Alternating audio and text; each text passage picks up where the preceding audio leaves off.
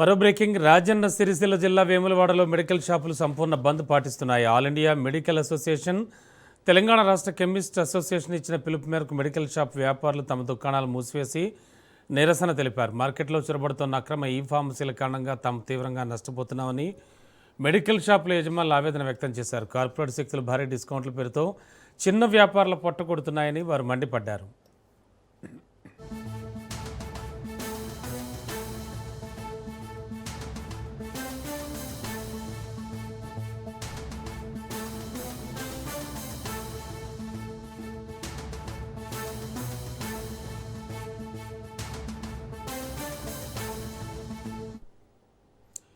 ఈ ఫార్మసీల అక్రమ కార్యకలాపాల వల్ల క్షేత్రస్థాయిలో ఉన్న చిన్న మెడికల్ షాపులు నిలదొక్కుకోలేని పరిస్థితి ఏర్పడిందని, ఇది ఇలాగే కొనసాగితే లక్షలాది కుటుంబాలు రోడ్డున పడతాయని వ్యాపారులు హెచ్చరించారు.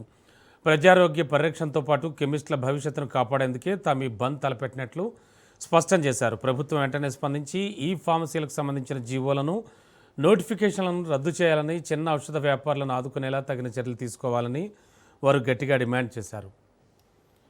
లేటెస్ట్ ఇన్ఫో అందించడానికి మా కరెస్పాండెంట్ మహేందర్ సిద్ధంగా ఉన్నారు. మహేందర్, సంపూర్ణ బంద్ పాటిస్తున్నారా మెడికల్ షాపు యజమానులంతా కూడాను? ఏం జరుగుతోంది?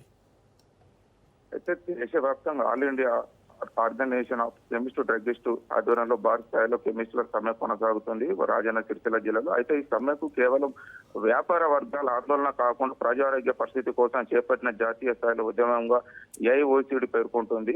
ప్రధానంగా ఆన్లైన్ ద్వారా నియంత్రణ లేని ఔషధాలు విక్రయాలు ఇప్పుడు తీవ్ర ఆందోళన కలిగిస్తున్నాయని చెప్తున్నారు. సరైన వైద్యులు పరిరక్షణ లేకుండా మందులు ఇంటికి చేరుతున్న పరిస్థితి ఏర్పడిందని కెమిస్టులు చెబుతున్నారు. ముఖ్యంగా యాంటీబయోటిక్స్, నిద్ర మాత్రలు, నొప్పి నివారణ మందులు, అలాగే కొన్ని కేటగిరీలకు చెందిన నియంత్రిత ఔషధాలు సైతం నిర్లక్ష్యంగా విక్రయించబడుతున్నాయని చెప్పి ఆరోపణలు వినిపిస్తున్నాయి. ఇటీవల ఏఐ టెక్నాలజీ ద్వారా ప్రిస్క్రిప్షన్ల సృష్టించడం, ప్రిస్క్రిప్షన్లు పలుమార్లు ఉపయోగించి మందులు పొందడం వంటి ఘటనలు పెరుగుతున్నాయని ఏఐఓసిడి ఆందోళన వ్యక్తం చేస్తుంది. దీనివల్ల డ్రగ్స్ దుర్వినియోగం, నకిలీ మందుల వినియోగం, అలాగే యువత మత్తు పదార్థాల అలవాటు పెరిగే ప్రమాదం ఉందని చెప్పి చెప్తున్నారు. గ్రామీణ ప్రాంతాల్లో లేదా చిన్న పట్టణంలో ఫార్మసిస్టులు ప్రజలకు సరైన మార్గదర్శనం మందులు చేపట్టారు.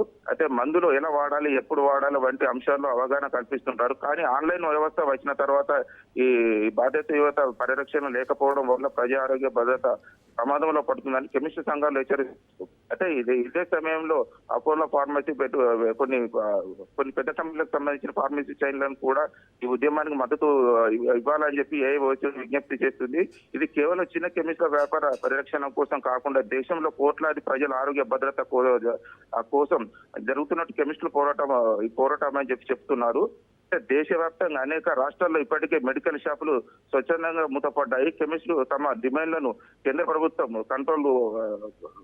డ్రగ్ కంట్రోల్ అధికారులు దృష్టికి తీసుకెళ్లేందుకు నిరసనలు, వినతి పత్రాలు చేపట్టారు. ఇప్పుడు ప్రస్తుతం రాజన్న సిరిసిల్ల జిల్లాలో కూడా సంపూర్ణంగా ఈ మద్దతు కొనసాగుతుంది. రమణ. Okay, thank you.